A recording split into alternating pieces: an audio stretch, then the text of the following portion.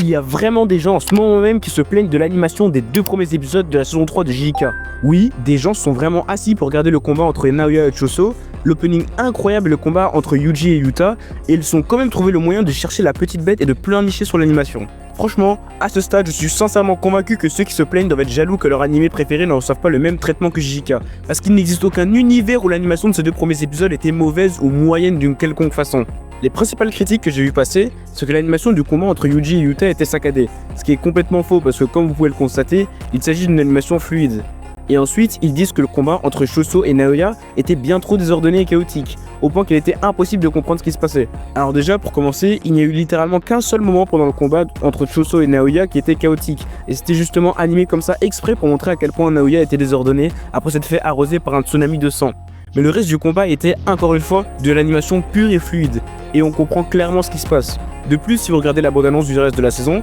vous pouvez constater que l'animation ne va faire que s'améliorer à partir de maintenant, parce que tous les combats et événements à venir sont bien plus importants que ce qui s'est passé dans les 2 premiers épisodes. Les gens qui se plaignent de l'animation 10 sur 10 qu'on nous a servi ne peuvent être que des provocateurs en quête d'attention.